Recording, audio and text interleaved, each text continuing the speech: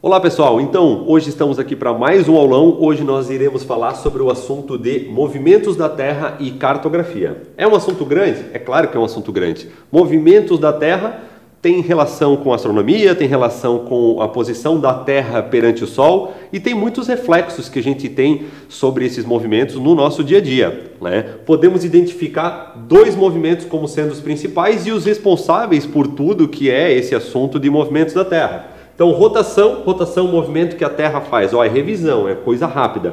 Movimento que a Terra faz ao redor do seu próprio eixo ao longo de um dia. Isso provoca a sucessão dia e noite. Duração, 24 horas. Translação é o outro movimento importante que acontece, né? Imagina que a minha cabeça é o Sol e a Terra ora está expondo mais o Sul, verão no hemisfério Sul, depois a Terra ocupa essa posição, né, onde que o Sol bate perpendicular à linha do Equador, e vocês estão vendo também batendo na linha do Equador, e quando está nessa posição, vocês conseguem ver o meu dedo quando ele está aqui e quando ele está aqui, ou seja, os dois hemisférios você consegue ver os polos. Já quando está nessa posição, digamos que eu sou o Sol, né, eu só estou conseguindo ver o Polo Norte, então é verão no hemisfério Norte quando está assim, e eu não consigo em nenhuma hora desse dia olhar o Polo Sul. Ou seja, né, aqui é inverno com certeza e fica numa escuridão durante um tempão, tá? Então, essa posição aqui que é verão no hemisfério norte seria mais ou menos isso aqui para vocês, ó. Né? Vocês não conseguem ver onde que está a ponta do meu dedo esquerdo agora, tá? E conseguem ver onde que está o Polo Norte, beleza? Então, isso é o resumo do resumo da translação e, claro, esse movimento de translação dura 365 dias, 5 horas, 40 minutos.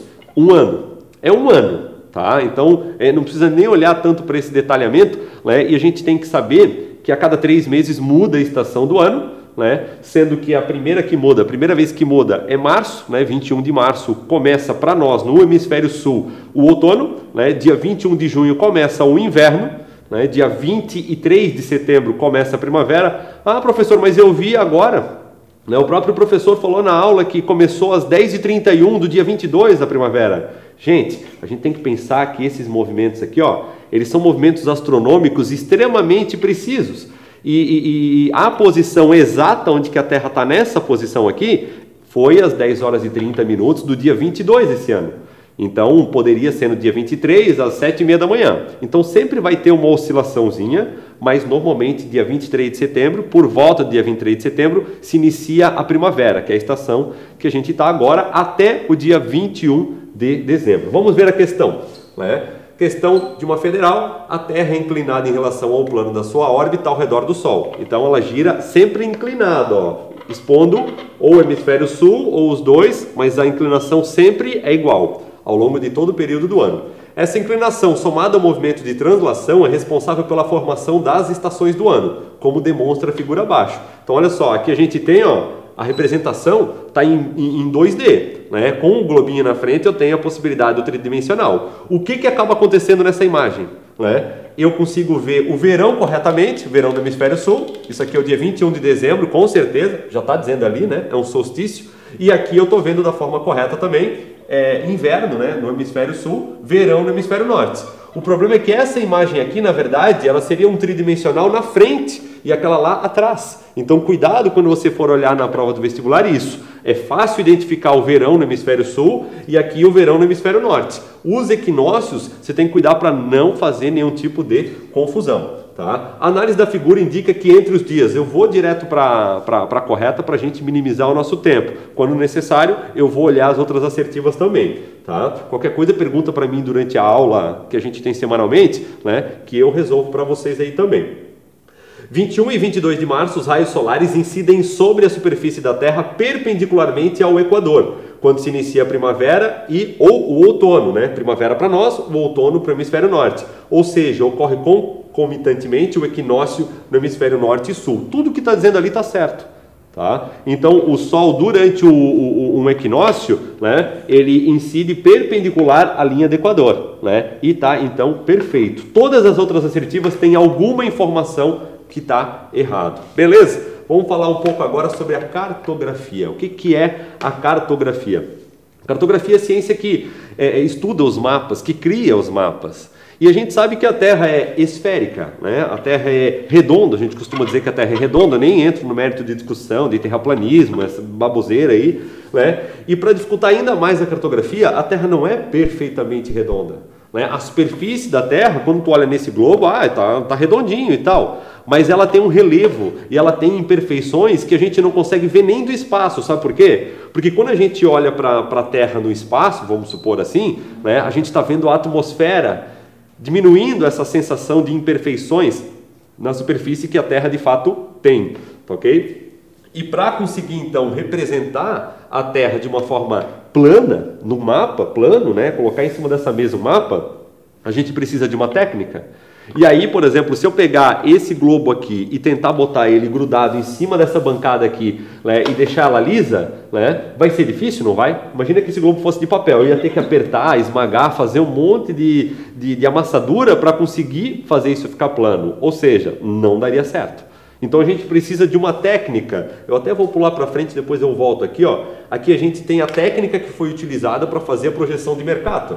Eles cortaram a Terra em gominhos, esticaram, só que eles acabaram preenchendo os espaços dos polos norte e do sul, e isso acabou ampliando muito o tamanho da Antártida. Olha o tamanho da Antártida aqui, gente.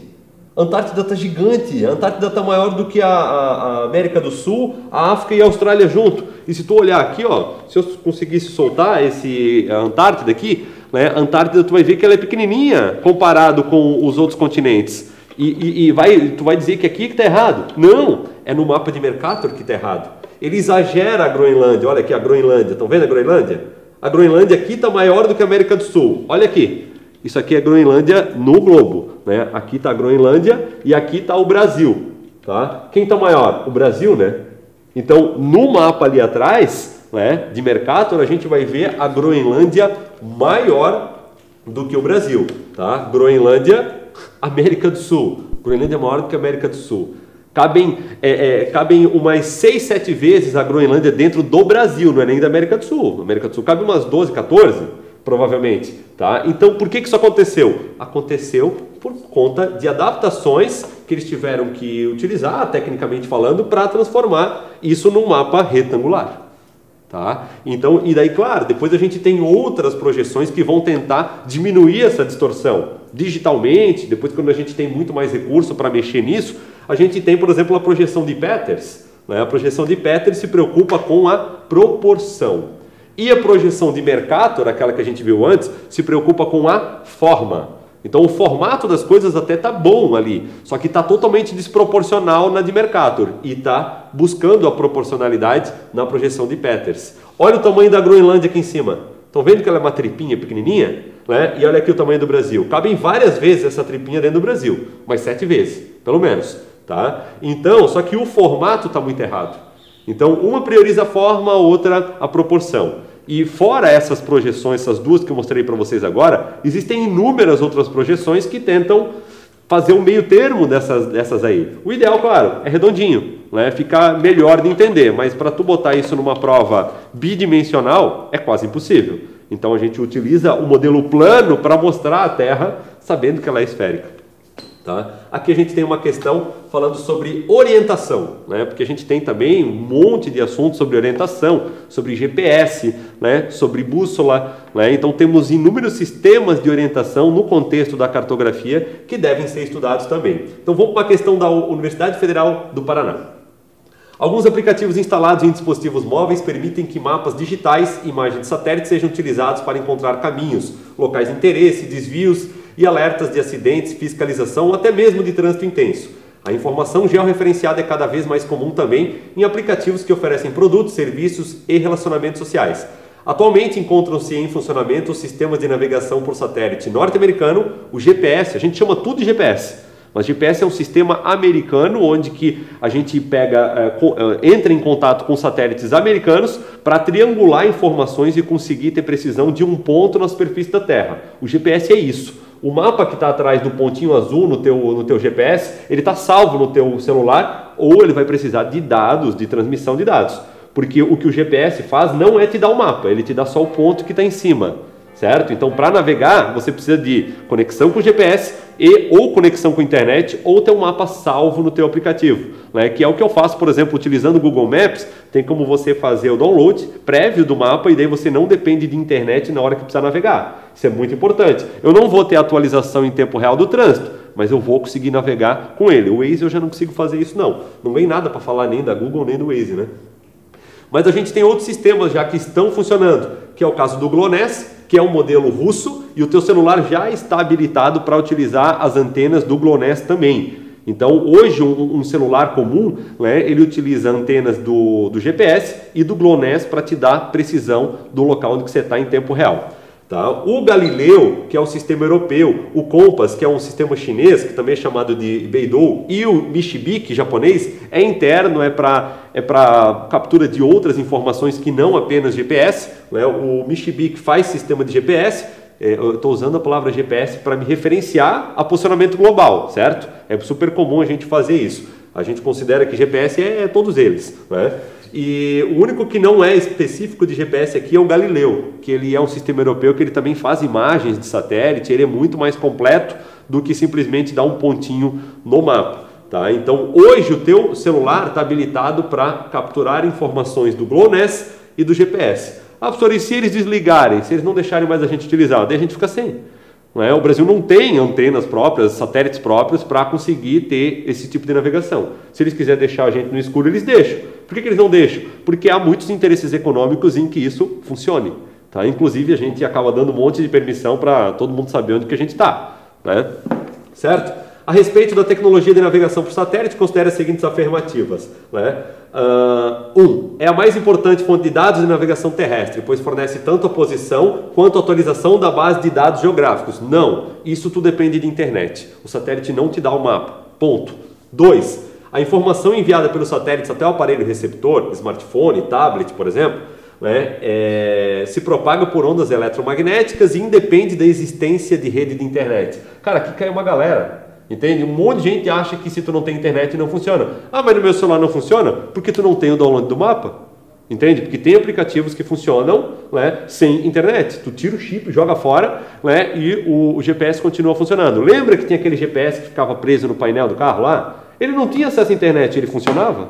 Então isso é a prova de que tu não precisa de acesso à internet para usar esse recurso. Certo? Então a 2 está certa, a gente já sabe que o gabarito é somente a 2, vamos para 3. A existência de várias constelações artificiais de sistema de posicionamento por satélites tende a tornar o sistema impreciso devido a interferências entre os sinais. Quanto mais triangulação de satélite, matematicamente, mais precisão tu vai ter na Terra, né? Ou seja, tu vai conseguir ter mais precisão em tempo real, né? Quanto mais contatos com os satélites tu fizer ao mesmo tempo, tá? E não o contrário, tá? Sempre mais preciso. Aqui uma questão de cartografia de escala. Escala é uma coisa que muita gente tem dificuldade também. Né? A escala cartográfica nada mais é do que uma relação entre o real e o representado. E a grande dificuldade da escala normalmente é o quê? É porque a gente não está acostumado a medir distâncias longas, né, com centímetros. Se eu te disser assim, ó, você vai ganhar a gincana da escola se você correr durante 50 mil centímetros primeiro. O que acontece? O que tu faz? Muita gente vai dizer, 50 mil centímetros, quanto é isso? Entende? A gente não está acostumado a ouvir uma distância relativamente longa em centímetro. Então, a grande dificuldade é uma coisa lá da 4ª série, de converter de quilômetro para centímetro, ou de centímetro para metro, né, que daí a gente entende melhor. Se eu te disser para correr 500 metros, tu tem noção do que é 500 metros. Tem um campinho de futebol, tu dá uma volta e meia ao redor do campinho, normalmente já vai dar uns 500 metros. Né? O outro lá saiu correndo, não pensou. Saiu correndo 5 km, ele não pensou. Né? Então ele não fez a conversão. Para ir, ó, mais uma da UFPR. Para ir a um determinado local, o motorista consultou o aparelho de GPS, o qual indicou o caminho representado na figura a seguir. Tá? Então tu tens aqui um trajeto representado em centímetros, certo?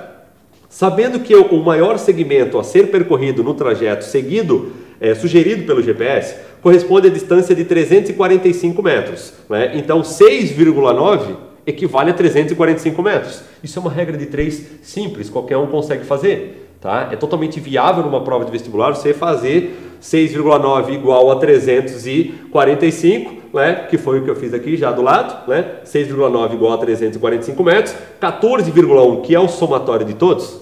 Depois ele pergunta o segmento total, né? 14,1 igual a x. Daí papapá, deu 705 metros. Ah, professor, mas é muita coisa para fazer. Cara, aqui ó, 6,9 é praticamente 7. Beleza? 7 centímetros igual a 350 metros. 14 centímetros vai dar cerca de 700. A única assertiva que fala cerca de 700 é a B. Então, de lógica, sem fazer cálculo nenhum, tu já tem que matar. Ó, 345 igual a 7, né? Arredonda. 350 igual a 7, né? 14 centímetros vai dar 700. Ponto final. Acabou. Matada a questão. B vai entrar para medicina na Federal do Paraná. Né? É isso. Por hoje é isso. Próxima aula, ainda um pouco mais de geografia física. Obrigado. Valeu.